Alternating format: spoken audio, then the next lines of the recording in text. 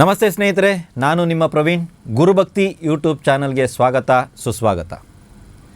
ಮನೆಯಲ್ಲಿರುವಂಥ ಮಗುವಿಗೆ ಏನೋ ಒಂದು ಸಮಸ್ಯೆ, ಏನೇ ತಿನ್ನಲಿ ಮೈ ಹಿಡಿತಾ ಇಲ್ಲ, ಅಥವಾ ಊಟ ಸರಿಯಾಗಿ ಮಾಡ್ತಾ ಇಲ್ಲ, ಹಾಲು ಕುಡಿತಾ ಇಲ್ಲ, ಆರೋಗ್ಯದಲ್ಲಿ ಸಮಸ್ಯೆ, ಒಂದಾದ್ರ ಮೇಲೆ ಒಂದು ಆರೋಗ್ಯದಲ್ಲಿ ಸಮಸ್ಯೆ ಬರ್ತಾ ಇದೆಯಾ?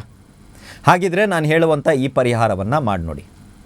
ಮನೆಯ ಹತ್ತಿರದಲ್ಲಿರುವಂಥವರು ಅಥವಾ ತಮಗೆ ಗೊತ್ತಿರುವಂಥವರು ಯಾರಾದರೂ ಬಂಜೆಯರಿದ್ದರೆ, ಮಕ್ಕಳು ಸಂತಾನ ಇಲ್ಲದವರು ಯಾರಾದರೂ ಇದ್ದರೆ ಅವರನ್ನ ಕರೆದು ಅವರ ಕೈಯಿಂದ ಮಗುವಿನ ತಲೆಯ ಮೇಲೆ ಕೈ ಆಡಿಸೋದಕ್ಕೆ ಹೇಳಿ. ಸಾಕು, ಇಷ್ಟೇ ಸಾಕು. ತಲೆಯ ಮೇಲೆ ಕೈ ಆಡಿಸ್ಬೇಕು. ಯಾವುದೇ ಕಾರಣಕ್ಕೂ ಅವರ ಮಡಿಲಲ್ಲಿ ಮಗುವನ್ನು ಕೊಡಬಾರ್ದು. ನೀವು ತಲೆಯ ಮೇಲೆ ಬರೀ ಅವ್ರು ಕೈ ಆಡಿಸ್ಬಿಟ್ಟು ಅವರಿಷ್ಟಕ್ಕೆ ಅವ್ರು ಹೋದರೆ ಸಾಕು.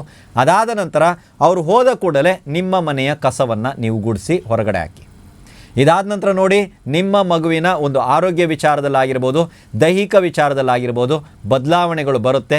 ಯಾವ ರೀತಿಯಾದಂಥ ಸಮಸ್ಯೆಯಿಂದ ನಿಮ್ಮ ಮಗು ನರಳುತ್ತಾ ಇತ್ತೋ ಅದರಿಂದ ಹೊರಗಡೆ ಬರ್ತದೆ.